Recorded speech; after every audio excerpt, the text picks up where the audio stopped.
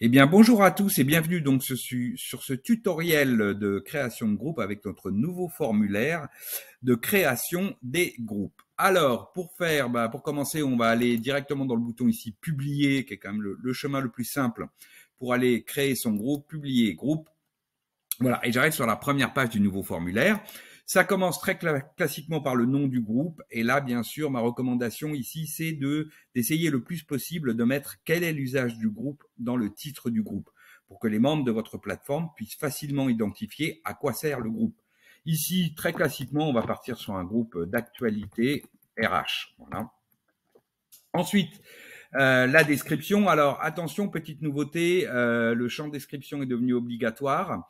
Donc, ne pas oublier de remplir ce champ. Ça permet tout simplement aux membres de la plateforme d'avoir un petit descriptif au cas où le nom soit ambigu, par exemple, pour savoir exactement de quoi il retourne. Donc là, ici, le groupe de diffusion des infos RH. Alors, la visibilité, là, bien sûr, c'est un groupe qui s'adresse à tous les membres de la plateforme. Donc, je vais les laisser publics. Bien sûr, si vous aviez créé un groupe de type projet, on aurait créé un groupe privé en ne mettant que les membres du projet. Et puis, vous avez également la possibilité, je rappelle, un groupe privé, seuls les membres qui appartiennent au groupe voient que le groupe existe et peuvent aller dans le groupe. Et puis, bien sûr, le groupe dit modéré, par exemple, si vous souhaitiez faire un groupe de veille thématique sur veille technologique, par exemple, eh bien, ça permet de créer le groupe. Les membres de la plateforme voient que le groupe existe. Lorsqu'ils vont dessus, ils ne voient pas les contenus, ils ne voient pas les membres. Ils peuvent demander à devenir membres. Et à ce moment-là, les administrateurs du groupe peuvent les accepter. Donc, très pratique pour les groupes thématiques dont on ne sait pas finalement qui doit venir ou pas dans le groupe. Et puis, groupe public, tout le monde accède au groupe. Tout le monde peut voir les contenus du groupe. Ensuite, l'édito. Alors, l'édito sert justement dans le cadre des groupes modérés, puisque ça permet, lorsque l'utilisateur va sur la page du groupe, comme il ne voit pas les contenus et les membres, on lui affiche l'édito au centre de la page.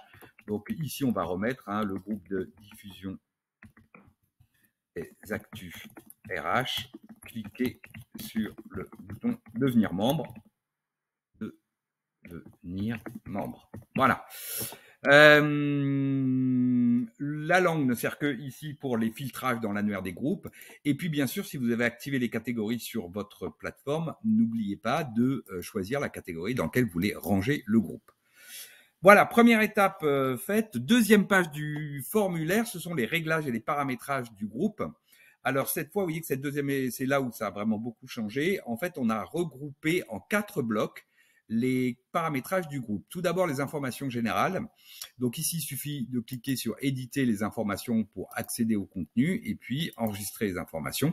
Donc on a un premier bloc qui concerne les informations générales, un deuxième bloc qui concerne l'habillage. Donc ici, j'édite et je peux aller chercher par exemple une petite icône pour illustrer mon groupe.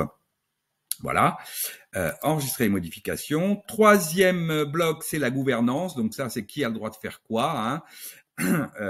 Et puis, quatrième bloc, les applications et blocs. Donc ça, c'est ce qui me permet d'ajouter, par exemple, un calendrier à mon groupe. Voilà, enregistrer les modifications.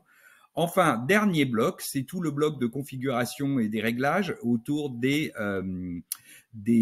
alertes, des notifications. Est-ce que je veux voir des notifications sur la page de mon groupe? Est-ce que je veux envoyer des alertes? À quelle fréquence?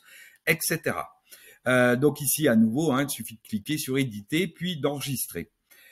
Voilà pour ce nouveau formulaire de création de groupe. Eh bien, j'espère que ce tuto vous aura bien aidé et je vous dis à la prochaine fois. Merci à tous et bonne fin de journée.